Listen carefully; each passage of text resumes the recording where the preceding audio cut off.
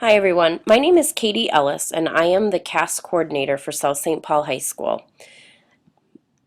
CAS stands for Creative Action and Service, and it is a requirement for those of you that are trying to earn IB Honors or the IB Diploma. If you have any questions for me at all, please feel free to contact me. You can email me at this email address, kellis@sspps.org, or come see me in room A246 and I'll do my best to answer your questions and help you along the way.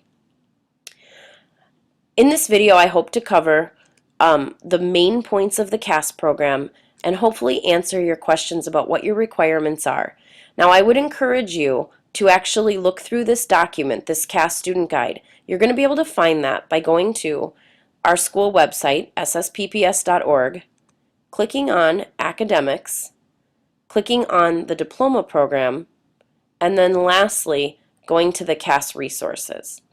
Now, if you look here, this is where you're going to find your student guide, and that's the document I will be walking you through right now. Again, I'm just giving you a brief overview of the guide, so you may want to read it at when you have a free moment on your own time. These CAS videos might also help you. This CAS video here will show you how to sign up for a CAS interview, which most of you have already done. The videos below will help you with ManageBack. So this will be a short video to show you how to sign into ManageBack. This one will show you how to enter a CAS activity that I will then approve and you can do to count as either a creative action or a service hour. And this last video will show you how do you finish your CAS activity. So those three videos are there to show you how to work through ManageBack. What I'd like to do right now is walk you through our student guide so you understand the CAS program overall. Again, you are going to be participating in creative action and service hours if you are trying to earn the IB Honors, which is testing in at least 4 IB subjects, or testing in at least 3 IB subjects and taking the Theory of Knowledge class, or you are trying to earn the full IB diploma. And if you're doing that, then you're taking all IB classes and testing in them. You're doing the extended essay and TOK. Now I want to bring your attention to the deadlines. If you are a junior, you are going to be required to have at least one activity in each of the 3 areas. So 1 creative, 1 action, and 1 service activity done by junior year April 15th. If you are a senior, we're going to expect all of your CAS hours to be done by March 15th of your senior year. If you have questions about any of those deadlines, you can stop in and ask me. Now, the reason IB expects you to do CAS is because we want you to be a well-rounded student, and we want you to get out of the classroom every once in a while and enjoy some things, but we want you to do it in a way that helps your community.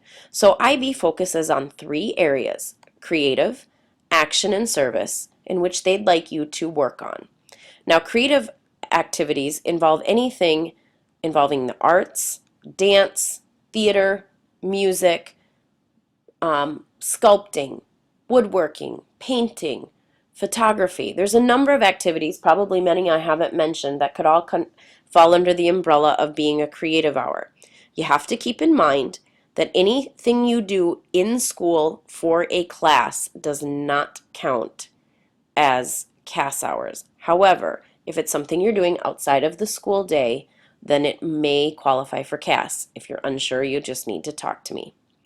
Action involves sweating. You have to be working out. If you're involved in a school sport, this is action hours. If you're not involved in a school sport, you can either go out on a limb and try out for something for the first time, or find other ways to get your physical activity involved in your day or weekly routine. And then lastly, IB wants you to participate in service. Service is something you're volunteering for and not getting paid for.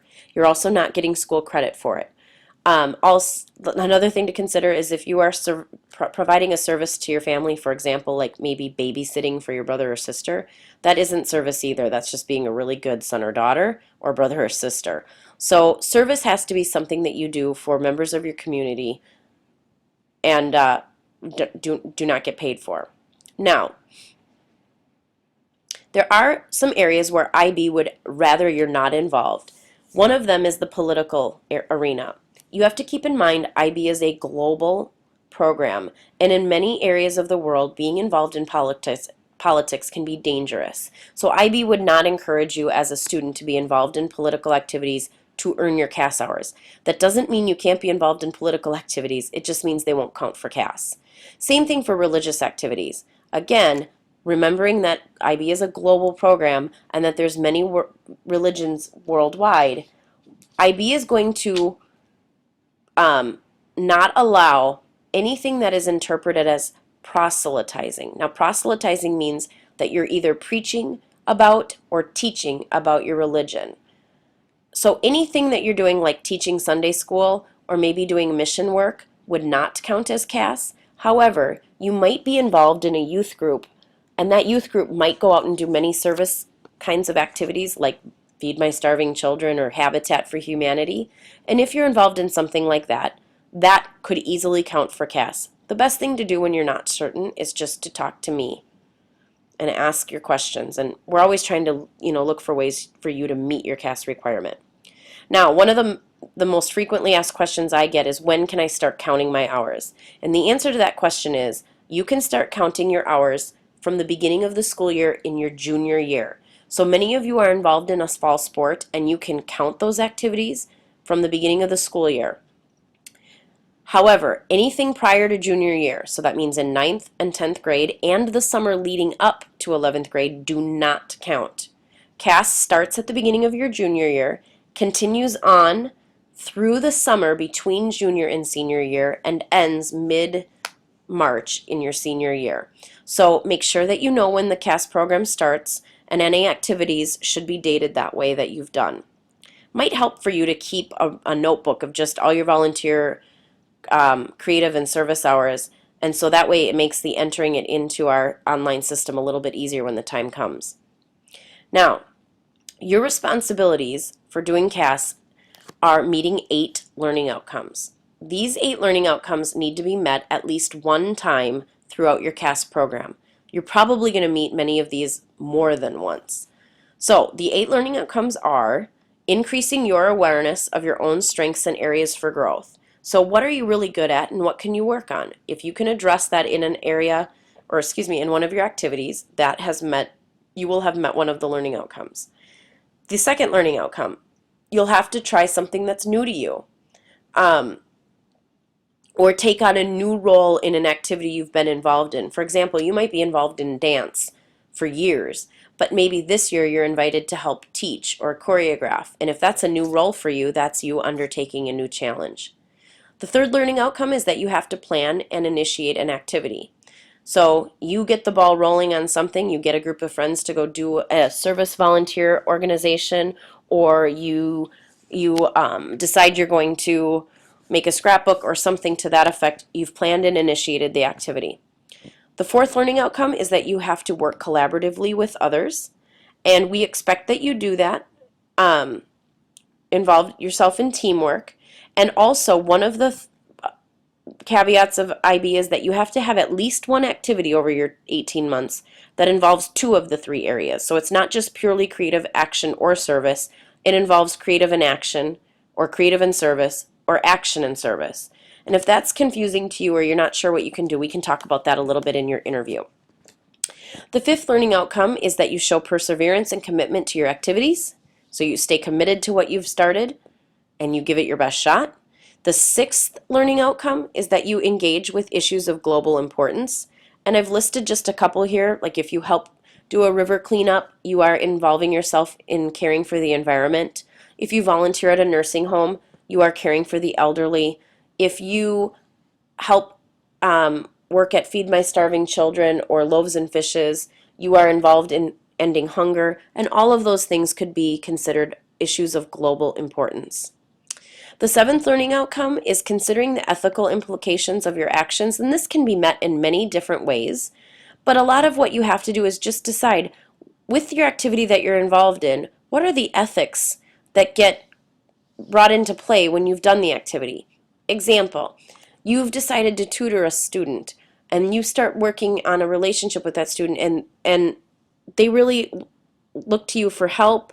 They rely on you to tutor them, and then all of a sudden a school sport starts and you are now suddenly too busy to meet with them anymore. What are the ethical implications of that kind of a commitment, and that when you turn away from it? There's many other examples. I'm just trying to give you one here to kind of get your your ideas rolling. And the last learning outcome is that you've developed a new skill. So we want you to try something new and start developing new skills through this CAS program. Now, again, you have to show me evidence that you've met all 8 of these learning outcomes for you to complete CAS requirements, but you only have to meet each one of them once. There will be some that you meet many times and some that you might only meet the one time, but as long as you've met them all at least once, you will have met the outcome. Now, the most frequently asked questions is how many hours should CAS be? And as a guideline, we tell you that by the end of the program, so counting your junior and senior year together, you should have roughly 50 hours in creative, 50 hours in action, and 50 hours in service when all is said and done. If you break that down over the 18 months, that's about spending 3 or 4 hours a week on some activity that is CAS. We don't put as much emphasis on the hours. We are more concerned about you meeting your 8 learning outcomes, but we do look at how much time is being spent on CAS because we do want it to be a significant portion of what you do. Now, what are your responsibilities? Your job is to sit down at some point and think about what is it that you're already involved in that might count as creative action or service. And if there's any areas that you find you might be struggling with, what could you do to fill that need? If you don't have any ideas, I can help you with some ideas too when we meet in our first interview. Now, you will be required to meet with me twice your junior year and twice your senior year, and I just do that to make sure that you're on track and that you understand what you need to be doing, and I can answer any questions that you might have at that point. There's no reason to be nervous for these interviews. It's not meant to be a scary thing. Really, I'm just here to help you do the best job you can. We want this to be a fun program for you. Now, you do have to do some reflection and recording of your activities, and reflections don't always have to be written, but often they are. They could also be things like photos and videos or websites or stories, depending on what it is what the activity was that you did.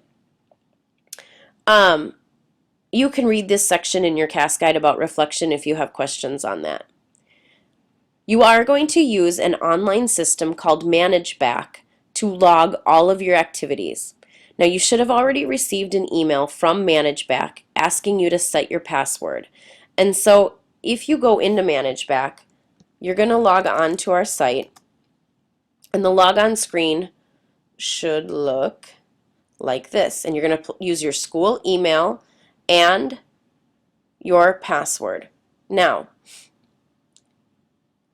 once you've logged in, you're going to want to follow these steps every single time you start a new activity. So the first time you're going to do an activity, you should log on to ManageBack using your school email and your password, and then you're going to create the new CAS activity, and that will be approved by me. Make sure you do this before you start the activity. When you've created that activity, you're going to briefly describe what the activity is, so you have to provide me a description. You have to estimate the number of hours you think it will take, and then you're going to check off the learning outcomes you anticipate meeting. Now, keep in mind, for any school-sponsored event, like football, volleyball, any school sport, any school activity, debate, theater, I know you spend tons of hours, but we're going to set a maximum of 50 hours for any school activity. That's a total for each season. Thirdly, I want you to fill out your contact information, so the name, phone number, and email address for the supervisor. That needs to be the adult that can verify that you did the hours. Now, for many of you, the adult is going to be somebody who works at your school, like a coach or a teacher. It might be a youth group supervisor at church or another volunteer organization. It could be your parents, but we'd like to limit your parents on the number of things they're going to supervise. Once you've done all that filling out and sent me the activity, you're going to actually go do the activity. Now, the activity might be a one-time event, or it might be something that lasts a few months. If it lasts a few months, I'm going to ask that you reflect on it at least once a month. If it's a one-time thing, one activity will be fine. Once you're done doing the activity, you're going to log back into ManageBack. You're going to reflect once a month for longer activities, and you're going to answer CAS questions, submit your reflections, and those things are journals and pictures, videos, etc. And once you're certain you've finished everything up, the last thing you are going to do is request a supervisor review, either electronically or by printing a PDF and having them sign it. Now, there are videos on the website to show you how to do each of these things. So remember to go to these Manage Back videos when you get stuck, because they will tell you exactly how to do what I need you to do to get your activity logged. Obviously, if you have any trouble while you're doing this, just stop into my room, 8246, or email me if you have questions. And just plan on entering activities once a month at a minimum. So you should be logging on at least once a month over the next 18 months to get your CAS stuff entered. Now the last pages of this student guide are written versions of what I showed you in the videos, or what I will show you in the videos. So this will take you through the Manage Back screens and tell you how to do everything if you have questions. So read through this on your own time and start looking at Manage Back, because you're going to find that it's a pretty easy site to use. And if you do have questions, just stop in and ask. Hopefully this has given you a good idea of what CAS is all about. And remember to sign up for your first interview on signupgenius.com. Again, I'm in room A246 if you have any questions. Thanks for listening.